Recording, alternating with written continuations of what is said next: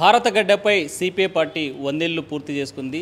ఎన్నో త్యాగాలు మరెన్నోమైనటువంటి సంస్కరణలు తీసుకురావడంలో కీలక పాత్ర పోషించినటువంటి వార్షికోత్సవాలు విజయవంతంగా జరుగుతున్నాయి. మనతో మాట్లాడడానికి ఆ పార్టీ రాష్ట్ర కార్యదర్శి రామకృష్ణ సార్ చెప్పండి. ఈరోజు 100వ వార్షికోత్సవాల దినోత్సవం ఘనంగా జరుగుతున్నాయి. ఈ 100 సంవత్సరాలు సాధించిన అభివృద్ధి భారతదేశం బ్రిటిష్ వారి పదఘటనల కింద నలిగిపోతున్న సందర్భంలో 1925 డిసెంబర్ 26వ తేదీ నాడు సిపిఐ ఆవిర్భవించింది. ఆనాటి నుండి ఈనాటి వరకు కష్టజీవుల సమస్యలపైన, కార్మికుల సమస్యలపైన, అదేవిధంగా రైతుల సమస్యలపైన, అత్యంత పేద వర్గాల వారు, అట్టడుగు వర్గాల దైనందిన సమస్యలపైన అనేక పోరాటాలు చేయడమే కాకుండా భారతదేశంలో మొట్టమొదటిసారిగా దున్నేవానికి భూమి దక్కాలి, పేదవాళ్ళకు భూములు ఇవ్వాలని పోరాడిన పార్టీ అది భారత కమ్యూనిస్ట్ పార్టీనే. ఇవాళ అన్ని రాజకీయ పార్టీలు ఇళ్ల స్థలాల గురించి, సంక్షేమ కార్యక్రమాల గురించి మాట్లాడాల్సి వస్తూ ఉందంటే మొదట దీనికి నాంది పలికింది మాత్రం సిపిఐ. అదేవిధంగా బ్రిటిష్ వారికి వ్యతిరేకంగా పోరాడిన రాజకీయ పార్టీలు భారతదేశంలో 3 రాజకీయ పార్టీలు, భారత జాతీయ కాంగ్రెస్ ఒకటైతే దానితో పాటు పోరాడిన పార్టీ సిపిఐ, అదేవిధంగా ముస్లిం లీగ్. కాబట్టి ఏమంటే ఇవాళ భారతదేశ రాజకీయ చరిత్రలో ఖచ్చితంగా సిపిఐకి ఒక స్థానం ఉంది. 1946లో ఇండియన్ నేవీ, రాయల్ నేవీ తిరుగుబాటు సందర్భంలో కూడా ఆ తిరుగుబాటు అయిన తర్వాత వాళ్ళు తుపాకులు ధరించి వాళ్ళ ఓడలపైన ఎగిరేసిన జెండాలు ఏమంటే అది ఎర్ర జెండా, కాంగ్రెస్ జెండా, ముస్లిం లీగ్ జెండా. కాబట్టి ఏమంటే అనేక పోరాటాల్లో రాటుదేలి ప్రజల కోసం ప్రాణాలు అర్పించి వేలాది మంది జైళ్లపాలై అనేక త్యాగాలు చేసిన పార్టీ ఇది. ఈ 100 సంవత్సరాల్లో కమ్యూనిస్ట్ పార్టీ అధికారానికి రాలేకపోయినా కమ్యూనిస్ట్ పార్టీ చేసిన త్యాగాలు, కమ్యూనిస్ట్ పార్టీ చేసిన పోరాటాలు, దానివల్ల ప్రజలకు ఒనగోరిన మేలు, వీటన్నిటిపైన కూడా ఈ సందర్భంగా చర్చ జరుగుతూ ఉంది. ఇవాళ ప్రజల కోరిక ఏమంటే కమ్యూనిస్ట్ పార్టీ చీలిపోవడం వల్ల నష్టపోయింది, కాబట్టి కమ్యూనిస్టు శ్రేణులన్నీ కూడా ఒకే వేదికపైకి రావాలని చెప్పి కూడా వామపక్ష అభిమానులందరూ కూడా ఆకాంక్షిస్తున్నారు. దానికి అనుగుణంగా సిపిఐ కూడా ఇవాళ ముందుకు సాగాలని ఒక కృతనిశ్చయంతో ముందుకు సాగుతూ ఉంది. ఒకప్పుడు దేశ ప్రధానులను ఎన్నిక చేయడంలో, రాష్ట్రపతులను ఎంపిక చేయడంలో కీలక పాత్ర పోషించిన కమ్యూనిస్టులు ఈరోజు ఆ పాత్ర కనిపించడం లేదు, కనుమరుగు అవుతున్నారనేటువంటి విమర్శలు పెద్ద ఎత్తున విమర్శించిన దేశవ్యాప్తంగా. మీరేమంటారు? ఇవాళ పార్లమెంటరీ చరిత్రలో ఇటు అసెంబ్లీలోనూ అటు పార్లమెంట్లోనూ కమ్యూనిస్టుల బలం తగ్గిపోయిన మాట వాస్తవమే, అది అంగీకరించాల్సిన అంశమే. కానీ ఇది ఎప్పుడు ఇట్లే ఉంటుందని మేము అనుకోవడంలే. ఇదొక తాత్కాలికంగా ఒక వెనుకబాటుతనము. సహజంగానే పార్టీ బలం పార్లమెంటరీ సంస్థల్లో తగ్గిపోయినప్పుడు పబ్లిక్ జనరల్గా వెంటనే చూసేది అదే. కాబట్టి కొంత అలాంటి వ్యాఖ్యలను వినపడి రావడం తప్పలేదు. దాన్ని మేము సానుకూలంగానే దాన్ని రిసీవ్ చేసుకుంటున్నాం. ఆ విమర్శని దాన్ని సమీక్షించుకుంటా ఉన్నాం. కమ్యూనిస్ట్ పార్టీ బలం తగ్గిపోవడానికి దానికి ఒకానొక ప్రధాన కారణం అనేది కమ్యూనిస్ట్ పార్టీలు చీలిపోవడం. రెండవ ప్రధాన కారణం నూతన ఆర్థిక విధానాలు ప్రవేశించిన తర్వాత ఇవాళ కార్పొరేట్లే రాజకీయాలు శాసించే స్థాయికి ఎదగడం కూడా ఒక పెద్ద ప్రతికూల అంశం. అంటే కమ్యూనిస్టుల కంటే వెనుక ఆవిర్భవించిన పార్టీలు ఈరోజు దేశాన్ని పరిపాలిస్తున్నాయి, కీలక పాత్ర పోషిస్తున్నాయి ఈ దేశ రాజకీయాల్లో. అలాంటిది బీజేపీ పార్టీ ఒకటి ఉంటే, అయితే ఇంత కీలకంగా పనిచేసినటువంటి స్వతంత్రోద్యమ చరిత్ర ఉన్న పార్టీలకి ఎందుకు ప్రజాదరణ పొందలేదండి?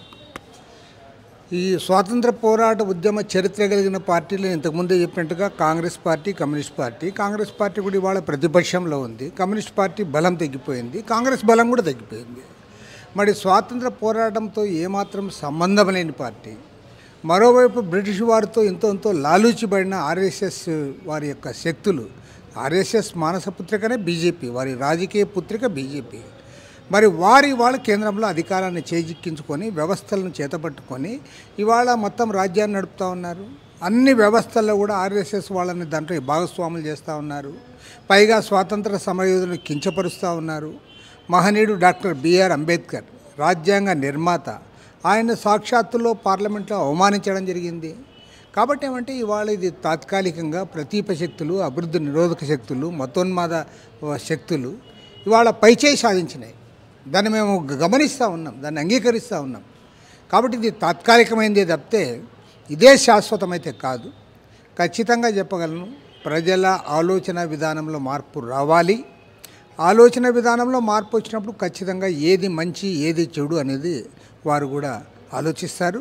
ఇవాళ గత 10 ఏళ్ళుగా చూస్తూ ఉన్నాం. సాధారణ ప్రజల సమస్యలు ఏవి చర్చకు రాకుండా ఒక మత అజెండాను ముందు పెట్టి దాని చుట్టే వాళ్ళు మొత్తము రాజ్యాధికారాన్ని రాజకీయాలను తిప్పుతూ ఉన్నారు. కాబట్టి ఈ నేపథ్యంలో ఇవాళ కమ్యూనిస్టులుగా మరింత బాధ్యతతో మెలగాలి, మరింత సమర్థవంతంగా ఒక రాజకీయ అజెండాను ముందుకు తీసుకురావాలి, లౌకిక ప్రజాతంత్ర శక్తులతో చేతులు కలపాలి. ఆ రకంగా ఈ దేశాన్ని కాపాడుకోవడానికి మేము ముందుకు సాగాలని కోరుకుంటా ఉన్నాం. శతాబ్ది ఉత్సవాల సందర్భంగా ఈ సంవత్సర కాలం దేశవ్యాప్తంగా ప్రజల్ని చైతన్యవంతం చేయడానికి సభలు, సమావేశాలు, సదస్సులు, సెమినార్లు నిర్వహించి ప్రజల ముందు ఒక ప్రజల అజెండా, కమ్యూనిస్టు అజెండా, సోషలిస్ట్ అజెండాని ముందుకు తీసుకోవడానికి ప్రయత్నం చేస్తాం. ప్రజాస్వామ్యకి దిక్సూచిగా ఉన్నటువంటి రాజ్యాంగాన్ని, ఆ రాజ్యాంగాన్ని నిర్మించిన రాజ్యాంగ రూపకర్త అంబేద్కర్కి ఇంత అవమానం జరుగుతూ ఉంటే దీన్ని ఈ రాబోయేటువంటి రాజకీయాలు ఎలాంటి సూచికండి? ఇది ఖచ్చితంగా ఇది పోలరైజేషన్ అయితే జరుగుతుంది. ఎందుకంటే రాజ్యాంగం వాళ్ళకి, ఈ రాజ్యాంగం పైన వారికి విశ్వాసం లేదు. 100% అది నిజంగా వాళ్ళు కోరుకున్నట్లుగా మొన్న పార్లమెంట్ ఎన్నికల్లో వాళ్ళకి 400 స్థానాలు వచ్చి ఉంటే ఇవాళ ఈ రాజ్యాంగమే ఉండేది కాదు.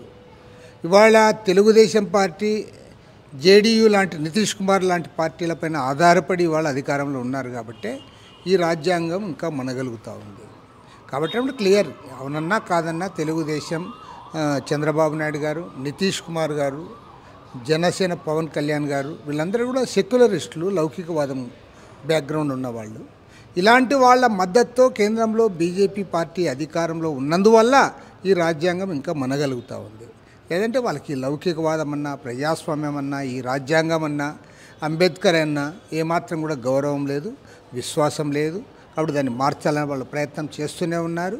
కాబట్టి రాబోయే రోజుల్లో ఈ రాజ్యాంగాన్ని కాపాడుకోవాలనే శక్తులన్నీ కూడా ఒక వేదికపైకి రావాల్సిన అవసరం ఉంది. ఆ రకంగా ముందుకు కొనసాగితే తప్ప ఇవాళ ఈ దేశంలో లౌకికవాదాన్ని, ప్రజాస్వామ్యాన్ని నిలబెట్టలేము, ఈ రాజ్యాంగాన్ని రక్షించుకోలేము. ఆ దిశగా అడుగులు వేయాలని చెప్పి కూడా మేము కోరుతాం. ఒకవైపు ఎన్డీఏ కూటమి చాలా బలంగా ఉంది. ఇండియా కూటమిలో పొరపచ్చలు ఉన్నాయి. ఒకనొక సందర్భంలో ఢిల్లీ సీఎం కేజ్రీవాల్ కూడా మొన్నే చెప్పారు, కాంగ్రెస్ను ఇండియా కూటమి నుంచి బహిష్కరిస్తే మేము రావడానికి సిద్ధంగా ఉన్నాం. అలాంటి వ్యవహారాలు చేస్తూ ఉన్నారు. ప్రజాస్వామ్యాన్ని తూట్లు పొలిచేలాగా వ్యవహరిస్తుంది కాంగ్రెస్ పార్టీ అని చెప్పేటువంటి విమర్శ. దీన్ని ఎట్లా చూడాలంట? సహజంగానే ఇండియా కూటమికి ఒక కామన్ మినిమం ప్రోగ్రాం లేదు, ఒక అజెండా లేదు. కాబట్టి ఇది ఒక బలహీనమైన కూటమిగా ఉంది.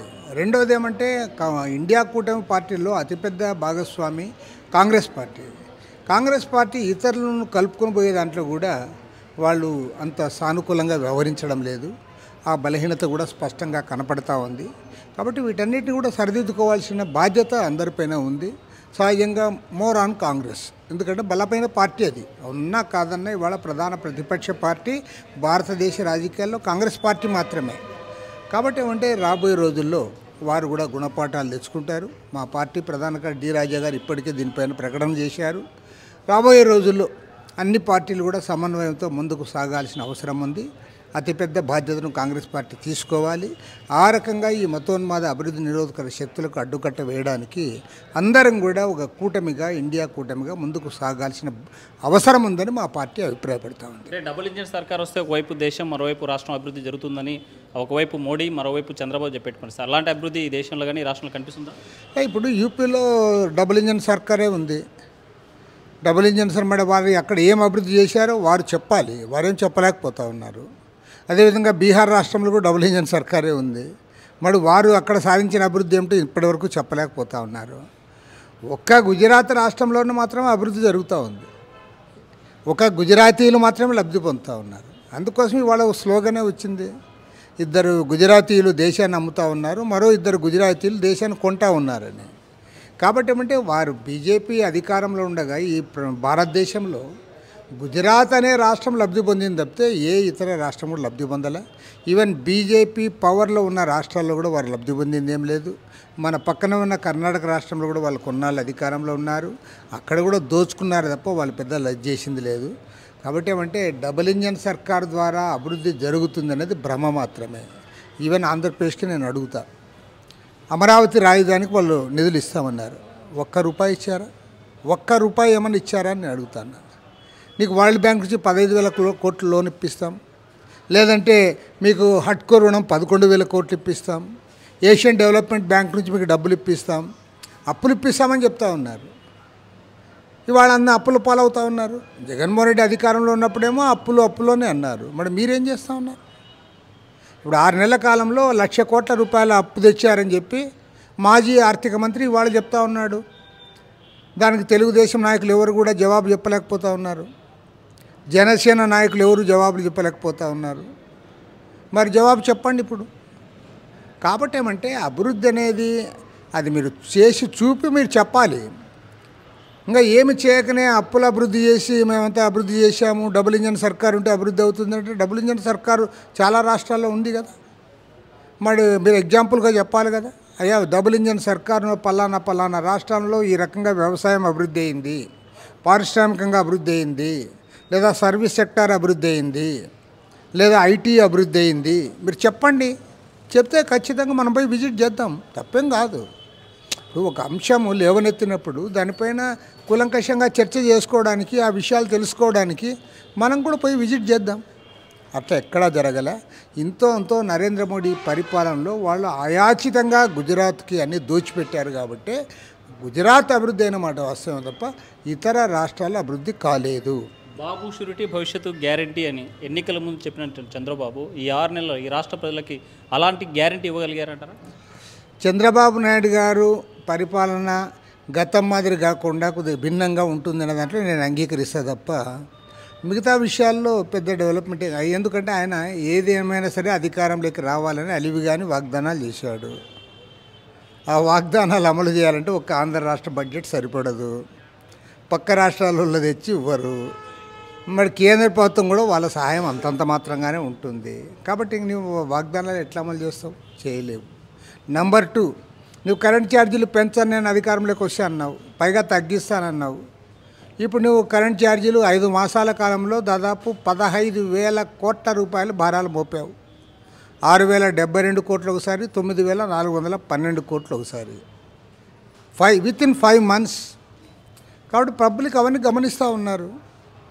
కాబట్టి ఏమంటే భారాలు మోపి తర్వాత నువ్వు అదాని గురించి ఆ రోజు ఏం చెప్పావు? స్మార్ట్ మీటర్లు పగలగొట్టండి అన్నావు. ఇవాళ నువ్వు అధికారంలోకి వస్తున్న మాట మారుస్తున్నావు.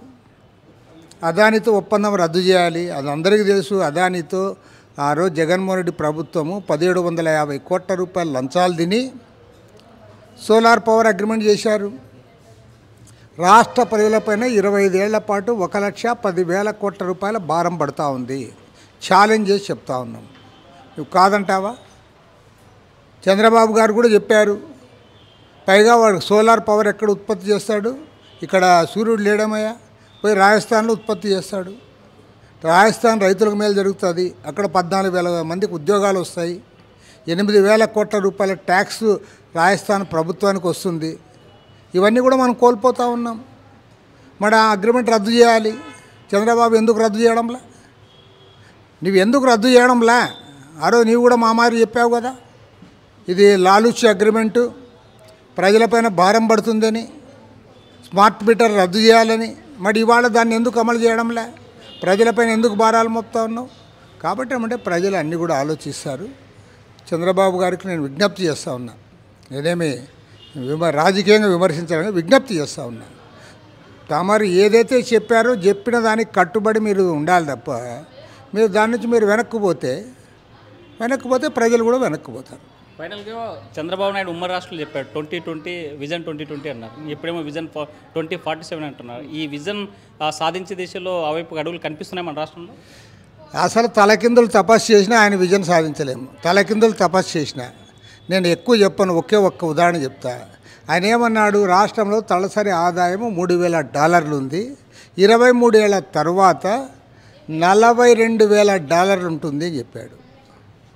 నేను ఈరోజే ఛాలెంజ్ చెప్తానా, చంద్రబాబు నాయుడు ఒక $10,000 అంటే ఏదోలే అందుకోగలం, ప్రాక్టికల్గా చెప్పాడు అనుకోదు. $42,000 అని ఏదైతే చెప్పాడో చంద్రబాబు మళ్ళీ 10 సార్లు ఆయనే ముఖ్యమంత్రి అయినా, లేదా 2047 వరకు ఆయనే ముఖ్యమంత్రిగా ఉన్నా, ఇది మాత్రం సాధించలేడు. సో ఫైనల్గా ఈ 6 నెలల కాలంలో చంద్రబాబు పాలన ఎట్లుంది, ఆయన ఏం సాధించారు, ఏం చేయగలిగారు, ఏం ప్రజల మీద ఎలాంటి భారాన్ని కానీ లేకపోతే ఎలాంటి మంచి చేశారు? ఇది చంద్రబాబు పాలన పట్ల మిక్స్డ్ రియాక్షన్ ఉంది. కొంత ఏదో పరిపాలనా పరంగా ప్రజాస్వామ్య పరంగా కొంత నలుగురు కలుపుకొని పోతున్నాడనే భావన అయితే ఉంది. అదే సందర్భంలో ప్రజలకు అలివిగాని వాగ్దానాలు చేశాడు కాబట్టి మా వాగ్దానాలు నెరవేర్చమనే ప్రజల సంఖ్య రోజు రోజుకి పెరుగుతూ ఉంది. మరి వారి సంఖ్య రూపంగా ఎక్కువైపోతే సహజంగా ఇబ్బంది పడతారు. రెండో ఇబ్బంది ఒకటి ఉంది ఆయనకి. రెండో ఇబ్బంది ఏమంటే ఆయన ఎన్డీఏ కూటమిలో ఉండడం. ఎన్డీఏ కూటమిలో భాగస్వామిగా ఉన్నాడు కాబట్టే ఇవాళ అదానీతో ఒప్పందాలు రద్దు చేసుకోలేకపోతా ఉన్నాడు. అట్లా కాకుండా ఆయన స్వేచ్ఛగా ఉండేనుకో ఇవాళ ఒప్పందాలు రద్దు చేసుకున్నాడు. ప్రజలపైన భారాలు మోపకుండా ఉండేవాడు. అదాని దోపిడీని అరికెట్టిండేవాడు. కాబట్టి ఏమంటే చంద్రబాబు నాయుడికి ఆయన బయట ఎవరు శత్రువులు లేరు. ఈవెన్ పాపం వైఎస్ఆర్ కాంగ్రెస్ పార్టీ వాళ్ళు కూడా ఆయనకేం శత్రువులు కాదు. ఇంకా బీజేపీ ఆయనతోనే ఉంది. కాబట్టి ఆయనకి శత్రువులు ఎక్కడో లేరు.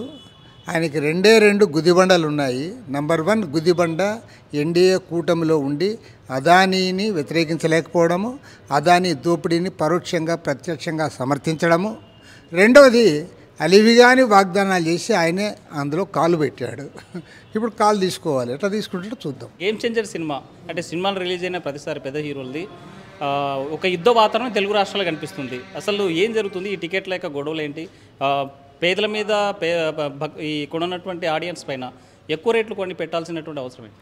అది ప్రభుత్వాలు ఆలోచించాలి. ఇవాళ రేవంత్ రెడ్డి గారు ఒక నిర్ణయం చేశారు. భవిష్యత్తులో ఎవరికి కూడా నేను బెనిఫిట్ షోలకు అనుమతించను, టికెట్ రేట్లు పెంచడానికి అనుమతించనని. మన రాష్ట్ర ముఖ్యమంత్రి చంద్రబాబు నాయుడు గారు కూడా అలాంటి ప్రకటన చేయాలని చెప్పి నేను డిమాండ్ చేస్తూ ఉన్నా. ఎందుకంటే ఎవరండి వీళ్ళంతా థర్డ్ రేట్ ఫెలోస్. వాడు ఏదో ఒక స్మగ్లర్ని, రెడ్ శాండల్ స్మగ్లర్ని దొంగగా చిత్రీకరిస్తే పోలీసుల్ని వాళ్ళ మనోస్థైర్యం దెబ్బతీసే పద్ధతుల్లో సినిమాల్లో చూపిస్తే దానికి వీళ్ళు సినిమా టికెట్లు పెంచుకోండి, బెనిఫిట్ షోలు వేసుకోండి అని ప్రభుత్వాలు వాటికి సాగిలపడతా ఉన్నాయంటే నాకు అర్థమే కాలేదు. కాబట్టి ఇది చాలా హైలీ అప్సర్డ్. అది సమాజానికి పనికొచ్చేవి లేదా ప్రజల యొక్క అభ్యున్నతి కోసము యువతలో కొన్ని విలువలు రేకెత్తించడానికి ఈ సినిమాలు తీశాడు. దానికి ప్రభుత్వం సహకరించిందంటే వీ టు అప్రిషియేట్. చేయాలో కూడా అట్లా వాటికి చేయడంలే. అరే స్మగ్లర్ సినిమాలకి ఇట్లా వాటికి కూడా వీళ్ళు చేసి పైగా వాళ్ళకి బందోబస్తులు ఇచ్చుకుంటూ వీళ్ళు చేస్తున్నారంటే సిగ్గుచేటు. ఏదేమైనా సరే తెలంగాణ ముఖ్యమంత్రి రేవంత్ రెడ్డి ధైర్యంగా సాక్షాత్తు అసెంబ్లీలో ప్రకటించారు. నేను వెంటనే కూడా అభినందించా. ఆంధ్రప్రదేశ్ రాష్ట్ర ముఖ్యమంత్రి చంద్రబాబు నాయుడు గారు కూడా ఖచ్చితంగా అదే డెసిషన్ తీసుకోవాలి, అమలు చేయాలని చెప్పి కూడా కోరుతాం. రైట్. ఈ 100 ఏళ్ల సంవత్సరాల్లో కమ్యూనిస్ట్ పార్టీలు సాధించినటువంటి అనేక విజయాలు సాధించారు. అయితే పేదల పక్షాన్ని నిలబడి పోరాడుతుంది. మరోవైపు రేవంత్ రెడ్డి తీసుకున్నటువంటి నిర్ణయాన్ని స్వాగతిస్తుంది. చంద్రబాబు కూడా రాబోయేటువంటి కాలంలో టికెట్ల నిర్ణయం స్పష్టమైన నిర్ణయం తీసుకోవాలని చెప్తున్నారు. మరోవైపు విజన్ 47 సాధించాలంటే చంద్రబాబు నాయుడు మరో 10 సార్లు ముఖ్యమంత్రి అయినా అది సాధ్యం కాదు అని చెప్పేటువంటి పరిస్థితి స్పష్టంగా కనిపిస్తుంది. వీడియో జర్నలిస్ట్ చంద్రశేఖర్తో హుస్సేన్ టీవీ కర్నూలు. మరిన్ని వీడియోస్ కోసం ఛానల్ ని సబ్స్క్రైబ్ చేయండి. లేటెస్ట్ అప్డేట్స్ కోసం వాట్సాప్ ఛానల్ ని ఫాలో అవ్వండి. ఆ లింక్ డిస్క్రిప్షన్ లో ఉంది.